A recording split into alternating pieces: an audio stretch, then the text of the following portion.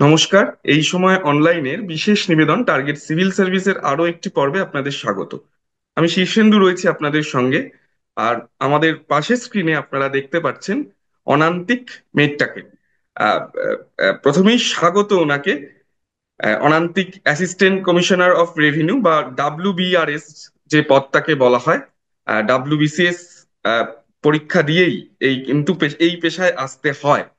খুব সম্ভবত আমাদের এই 31 বা 32 নম্বর কোনো পর্বে এই এই ডাব্লিউবিআরএস অফিসার বা রেভিনিউ অফিসার যাদেরকে বলা হয়, প্রথম অনান্তিককেই আমরা আনলাম।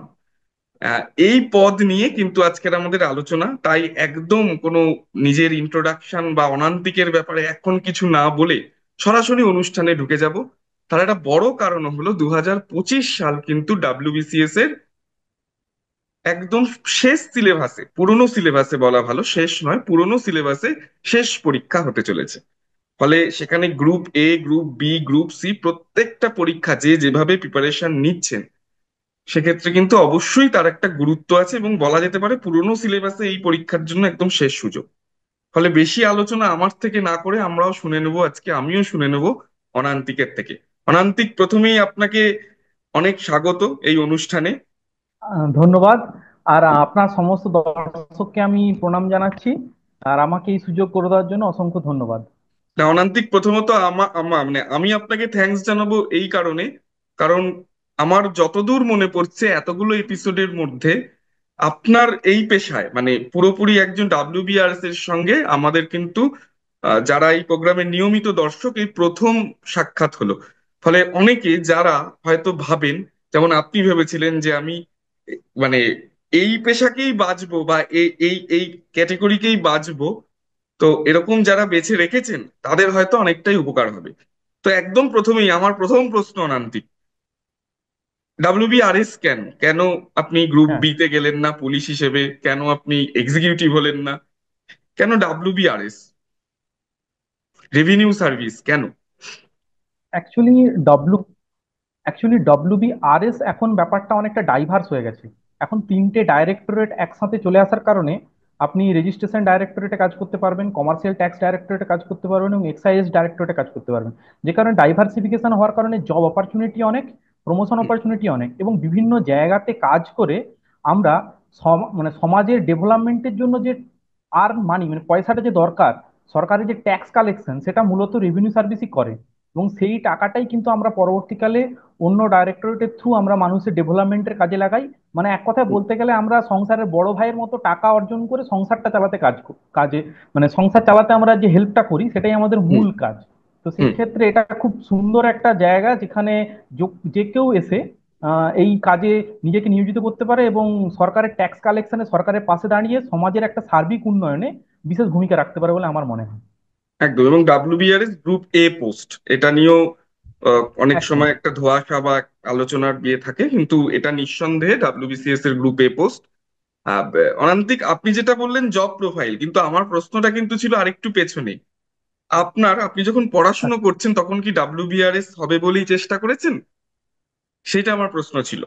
না, সেটা যদি একটু বলেন। অ্যাকচুয়ালি আচ্ছা, অ্যাকচুয়ালি প্রথম যখন মানে প্রিপারেশন যে শুরু করেছিলাম তখন প্রত্যেকটা সার্ভিস সম্পর্কে এতটা ক্লিয়ার কাট আইডিয়া আমার ছিল না। অ্যাকচুয়ালি আমি একটা মফস্বলের ছেলে, মেদিনীপুর শহরের ছেলে। তো এখানে ডাব্লিউবিসিএস এর প্রত্যেকটা গ্রুপের সার্ভিস সম্পর্কে কিন্তু এতটা ক্লিয়ার আইডিয়া আমার তখন অ্যাসপিরেন্ট হিসেবে ছিল না। হুম, পরবর্তীকালে আস্তে আস্তে যখন আমি জানতে পারি তখন এই সার্ভিসটা সম্পর্কে আরো আইডিয়া ক্লিয়ার হয়, এবং পরে যখন আমি প্রেফারেন্স দিই তখন অবশ্যই আমার প্রথমে এক্সিকিউটিভ ছিল, কিন্তু সেকেন্ড অপশন এটাই ছিল, রেভিনিউ সার্ভিসই ছিল। কারণ রেভিনিউ সার্ভিসের যে ওয়ার্ক লাইফ ব্যালেন্স যেটাকে বলে সেটা খুব সুন্দর। তো সে কারণে এটা আমাকে খুব অ্যাট্রাক্ট করেছিল বলে আমি মানে যখন প্রেফারেন্স চাওয়া হয়েছিল ইন্টারভিউতে তখন কিন্তু আমি এটাকে সেকেন্ড প্রেফারেন্স দিয়েছিলাম। বেশ। এবার একটু আপনার প্রস্তুতি নিয়ে একটু জানবো অনান্তিক। কিভাবে প্রস্তুতি নিয়েছেন, কিভাবে এগিয়েছেন, এবং কটা অ্যাটেম্পটে আপনার এই পেশায় প্রবেশ? আমি ডব্লিউবিসিএস দেওয়া শুরু করেছি অ্যাকচুয়ালি 2020, 20 সালে। 20 সালে করোনার সময় আমি প্রথম দিই, এবং 2021 এটা আমার অ্যাকচুয়ালি সেকেন্ড অ্যাটেম্প ছিল। কারণ আমি এর আগে মাস্টার ডিগ্রি করেছি, তারপর বিএডও করেছি। তো তারপরেই আমার এখানে আসা আর কি। হুম, আচ্ছা। আর মানে সেকেন্ড অ্যাটেম্পটেই আপনি ডাব্লিউবিসিএস ক্র্যাক করেছেন। তো এই সাফল্যটা একদম কিভাবে, জবে থেকে ভেবেছেন ডাব্লিউবিসিএস এ বসছেন, কি করেছেন, কিভাবে এগিয়েছেন, এইটা একদম ক্লিয়ার করে একটু বলবেন। একদম। হুম। আমি 2020 সালে প্রায় শুরুর দিক থেকে প্রিপারেশনটা নিচ্ছিলাম। বলতে গেলে 19-এরই প্রায় মাঝামাঝি থেকে কিছুটা শুরু করেছিলাম। তো হুম। আমার যেটা মূল লক্ষ্য ছিল সেটা হচ্ছে যে গ্রুপে সার্ভিস ক্র্যাক করা। তো সেক্ষেত্রে দেখুন, জিএস পার্ট একটা আছে, একটা অপশনাল পার্ট আছে, একটা বাংলা ইংরেজি ল্যাঙ্গুয়েজ পার্ট আছে। আমি সাইমেলটেনিয়াসলি সবগুলো কিন্তু একসাথে পড়েছি। এবং সেক্ষেত্রে কোশ্চেন প্যাটার্ন কি আছে, প্রিভিয়াস ইয়ার কোশ্চেন কি আছে, কোন জায়গাগুলো থেকে কোশ্চেন আসছে, কোনটা আমার ইম্পর্টেন্ট টপিক, কোনটা ইম্পর্টেন্ট নয়, কোন জায়গা থেকে বেশি কোশ্চেন আসছে, এবং সেই মতো আমার বুক লিস্ট চয়েস করে সেখান থেকে কিন্তু আমি পড়াশোনা করি। এবং সেই জায়গাটা যদি আমি কেউ ঠিক হয়ে করতে পারে, আমার মনে হয় এটা খুব ইজিলি ক্র্যাক করা সম্ভব। অনান্তিক, আপনি নিশ্চয়ই জানবেন ইদানিং একটা খুব, এই নিয়ে কনফিউশন আগেও ছিল সেটা আমি অস্বীকার করছি না, কিন্তু আরো বেশি কনফিউশন বেড়েছে অপশনাল নিয়ে। আহ, ইদানিং মানে মাঝখানে একটা অ্যানথ্রোপলজির দিকে ঝোঁকার একটা খুব ট্রেন্ড তৈরি হয়েছিল, এখন আবার সেটা পুরোটা ভেঙে যাচ্ছে আর কি। অনেকেই ভাবছে যে অ্যানথ্রোপলজির থেকে সরে আসবো, কি নেব, সাইকোলজি নেব না অন্য কিছু নেব। তো আপনার অপশনাল কি ছিল, এবং 2020-21 পেরিয়ে এখন আমরা 2025-এ বা এখন, এবং এবছর ধরে নেওয়াই যায় 2024-এর পরীক্ষা, অপশনাল কি নিলে ভালো হতে পারে বলে আপনার মনে হয়? এটা একটা খুব কমন প্রশ্ন, মানে আমার সঙ্গেও যে সমস্ত অ্যাসপিরেন্টের কথা হয় তারাও একই প্রশ্ন করে যে দাদা কি অপশনাল নিবো, কি অপশন নিলে ভালো আমার তো হবে। মনে হয় সবাই এক্ষেত্রে একটা কনফিউজড জেনারেল অপশনাল নিয়ে। মানে একদম। এবং মানে ম্যাক্সিমাম অ্যাসপিরেন্টের যেটা প্রশ্ন থাকে, দাদা কোনটাতে স্কোরিং বেশি হয়, কোনটা স্কোরিং হলে আমি মানে বেটার নাম্বার পাবো, এরকম একটা প্রশ্ন থাকে। সেক্ষেত্রে আমি যেটা করেছিলাম আমি বলতে পারি, সেটা হচ্ছে আমার অ্যাকচুয়ালি অ্যানথ্রোপোলজি অপশনাল ছিল। তো আমি যেটা করেছিলাম সেটা হচ্ছে যে দেখুন, অপশনালটাকে নিয়ে আপনাকে ধরুন 1.5 বছর মোরাললেস পড়াশোনা করতে হবে। তো আমি এমন একটা অপশনাল চয়েস করব যেটাকে আমি 1.5 বছর টানা পড়তে পারবো, এবং যেটা আমার পড়ার জন্য ইজি হবে, এবং পরীক্ষা হলে লিখতে আমি পারবো বলে আমার নিজের কনফিডেন্স আছে। আমি শুধুমাত্র নাম্বার বেশি ওঠে বলে একটা অমুক সাবজেক্ট চয়েস করে নিলাম, তারপরে হুম। সেই সাবজেক্টটার সঙ্গে কোপ আপ করতে পারলাম না, এটা কিন্তু একদমই বাঞ্ছনীয় নয় বলে আমার মনে হয়।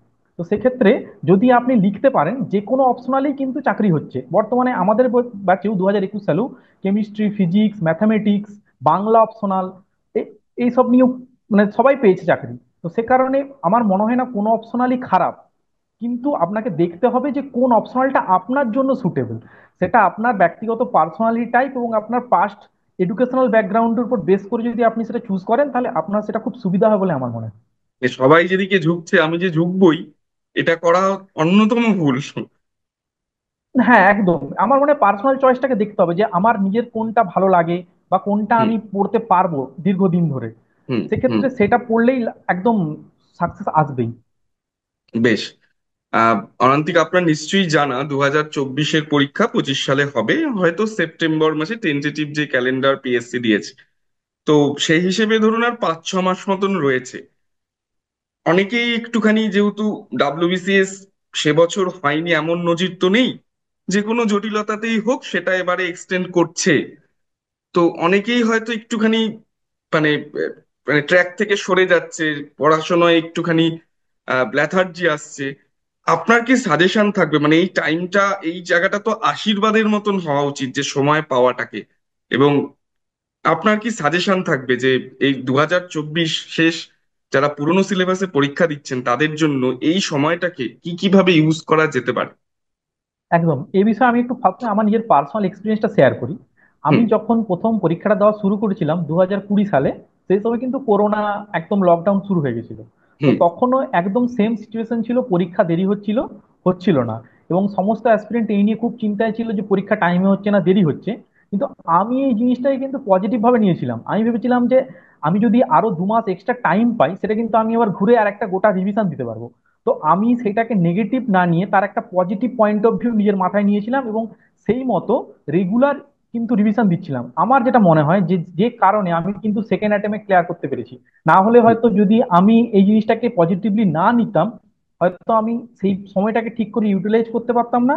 এবং সেটা হয়তো এই চিন্তা বলুন, দুশ্চিন্তা বলুন বা যাই বলুন, সেখানে কিন্তু আমার একটা ডিপ্রেশনের সিচুয়েশন চলে আসতো, এবং আমি সেই প্রিপারেশনটা ঠিক করে চালাতে পারতাম না। সে কারণে যারা এই চিন্তাতে আছো বা যারা এই হুম। ধরনের ভয়ে রয়েছো, তাদেরকে আমি একটা কথাই বলবো, যে সময় হুম। পাচ্ছ মানে সেটা তোমার কাছে সবসময় গুড পয়েন্ট।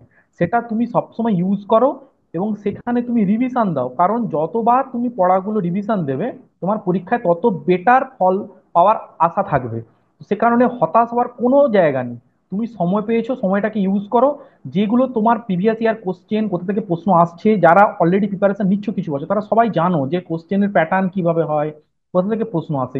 সেগুলো সেইভাবে তোমরা প্রিপারেশন নাও, রিভিশন দাও, নিজেরা প্র্যাকটিস করো। সেক্ষেত্রে কি হবে, তোমাদের সময়টা আরো বেটার ইউটিলাইজেশন হবে বলে আমার মনে হয়। প্রান্তিক, আমার একদম শেষ প্রশ্ন। আপনি জানবেন নিশ্চয়ই যে আহ, বহু ছেলে মেয়ে এখন বিভিন্ন ব্যাকগ্রাউন্ড থেকে, সেটা হতে পারে আইটি সেক্টর বা অন্য কোনো বেসরকারি প্রতিষ্ঠান, এমনকি পিএসসির বিভিন্ন, যেগুলো একদম মানে কোনো পোস্টের বা মিসলেনিয়াস বা এরকম বহু পোস্টের সাথেও এরা পড়াশুনো করার সাথে সাথেও ডাব্লিউবিসিএস এর প্রিপারেশন নেয়। তো আপনার এরকম অভিজ্ঞতা আছে কিনা আমি জানি না, কিন্তু সার্ভিস লাইফে যখন আপনি ঢুকেছেন নিশ্চয়ই এই বিষয়েও আপনাদের চর্চা হয়। তো এদের ক্ষেত্রে আপনাদের কি করে সাজেশন দেবেন যে মানে ওয়ার্ক লাইফ ব্যালেন্স করে ডাব্লিউবিসিএস এর প্রিপারেশনও নেবে, কিভাবে পসিবল, সেটা কি করা উচিত? এ বিষয়ে আমার পার্সোনাল এক্সপিরিয়েন্স নেই, কারণ আমি অ্যাকচুয়ালি মানে ফ্রেশ ক্যান্ডিডেট হিসেবে পরীক্ষা দিতাম, আমি এর আগে কোনো সার্ভিস করতাম না। কিন্তু রিসেন্টলি আমার সার্ভিসেরই কিছু ক্যান্ডিডেটের সঙ্গে আমার পরিচয় হয়েছে যারা অলরেডি আইটি সেক্টরে কাজ করতেন বা অন্য সার্ভিসে, পিএসসির অন্য সার্ভিসে, যেমন মিসেলিনিয়াস সার্ভিসে ছিলেন কেউ, কেউ ডাব্লিউবিসিএস গ্রুপ সিতে অন্য সার্ভিস করতেন, তারা সেখান থেকে এই সার্ভিসে এসেছেন। তো হুম। তাদের সঙ্গে যেটুকু কথা বলে আমি বুঝেছি, তারা কিন্তু এই ব্যাপারটা নিয়ে খুব প্যাশনেট ছিলেন, মানে আমাকে এই গ্রুপের সার্ভিসে যেতে হবে সেটা নিয়ে খুব প্যাশনেট ছিলেন। এবং সেই প্যাশনের কারণে তারা যেটুকু টাইম পেতেন তাদের জব প্রোফাইল বাদে, ধরুন সকালবেলা হোক বা সন্ধ্যেবেলা অফিস থেকে ফিরে হোক বা রাত্রেবেলা হলো, সেই হুম। টাইমগুলো কিন্তু খুব খুব সিরিয়াসলি তারা ইউজ করতেন। এবং তার সঙ্গে সঙ্গে ছুটির দিনগুলো কিন্তু তাদেরকে আমি মুখে শুনেছি যে ছুটির দিনগুলো কিন্তু তারা নষ্ট করতেন না, ছুটির দিন একদম সকাল থেকে সন্ধ্যা অবধি তাদের টানা রিভিশন চলতো। তো সেইভাবে যদি আমরা একটু প্ল্যান করে নিই এবং যদি আমরা রুটিনটা বানিয়ে নিই, তাহলে কি হয়, আমাদের টাইমগুলো কোনোভাবেই নষ্ট হবে না। এবং সেই টাইমগুলো আমরা কখন কি করবো সেটা যদি আগে থেকে আমরা ডিটারমাইন করে থাকতে পারি, তাহলে কিন্তু আমরা সেই টাইমে সেই কাজটা করতে পারবো। এবং যে ক্ষেত্রে আমার মনে হয় যে টাইমটা বেটার ইউটিলাইজ হবে বলে আশা করা যায়।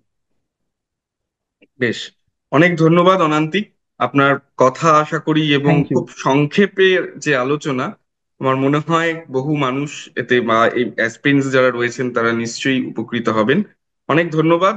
আগামী দিনে হয়তো আরেকবার আপনাকে আমাদের এই অনুষ্ঠানে আসার জন্য অনুরোধ করব, শুধুমাত্র যারা ডাব্লিউবিআরএস এর একদম। জন্য পড়াশোনা করছেন তাদের জন্য কি করা উচিত সেই নিয়ে একদিন আলোচনা আমরা করব। আপাতত শেষ করছি এখানেই। এরকম একদম। আরো অনুষ্ঠান দেখতে হলে অবশ্যই চোখ রাখতে হবে এই সময় ধন্যবাদ। অনলাইনের পর্দায়। আর ভালো ভালো খবর পড়তে গেলে আপনাদের কিন্তু দেখতেই হবে এই সময় সংবাদপত্র। ডাউনলোড করুন এই সময় অ্যাপ, আইওএস ও অ্যান্ড্রয়েডের জন্য।